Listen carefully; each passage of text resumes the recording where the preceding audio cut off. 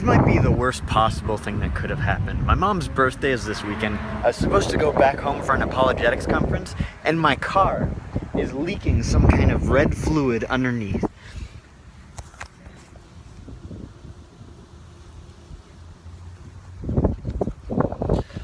I have an okay idea about what it is. I'm talking through it with a couple of people, seeing if I can get some different theories, but this is not a good time for this to happen. I don't know how many things could possibly go wrong this week, but one of the things is that I'm late for the conference because I did not have a car to actually get there. So Brian, thank you for giving me a ride to the conference. I'm finally here. Let's go check this thing out. I am excited.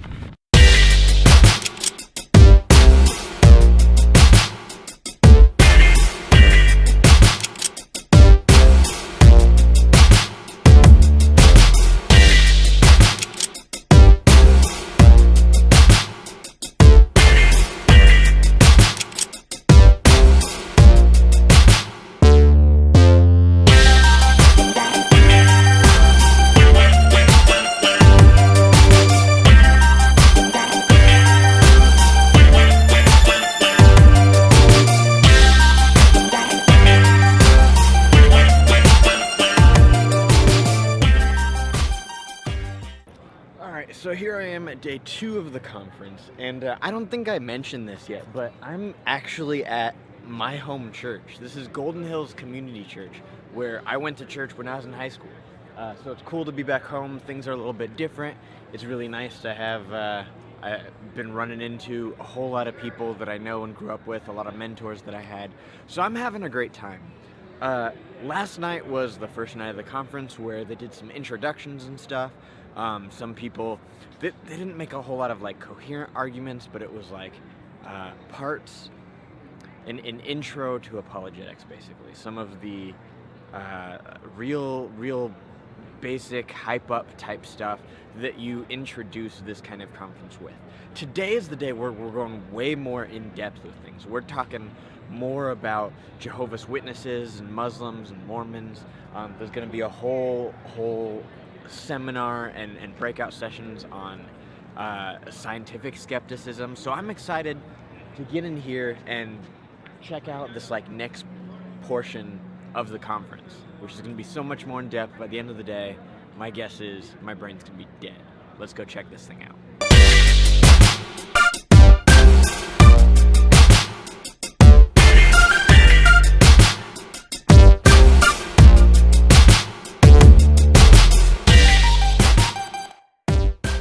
So we just split up into our breakout sessions, and the first one that I'm here attending is one about like Darwin's modern challenges, one about the conflict between scientific naturalism and theism, which is the basis of the philosophical debate.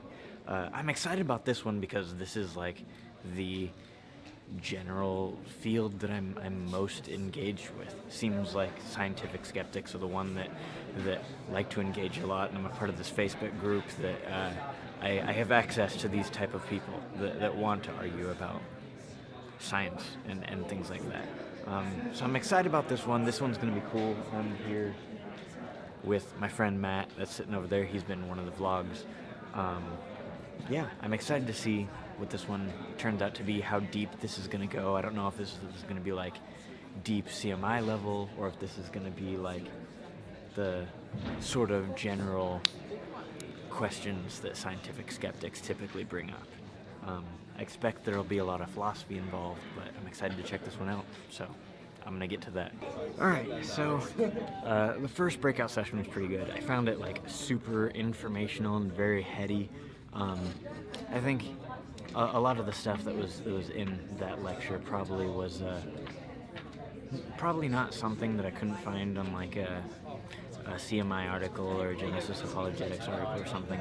Probably more in-depth than it would be in the article, but yeah, it was good. I enjoyed it, learned a lot.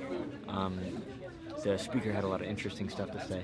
Now I'm at a lecture about understanding and engaging with Mormons, which for me is a really cool topic because a lot of people don't know this about me. and I've never said on the channel so far, but I actually have quite a lot of experience engaging and talking with Mormons about the differences between like mainstream Christianity and Mormonism. I spent an entire summer, 3 months, as what they would call an investigator of the church, where you meet up with missionaries on a regular basis. I had an opportunity on a couple of times actually to go to their like big Mormon temple in Oakland. There's only 7 of those in the country, and luckily one of them is close enough in Oakland to where I was able to visit it. So I'm excited about this lecture. I'm excited about the opportunity to get a chance to talk to somebody more in depth, somebody who's an expert in the field.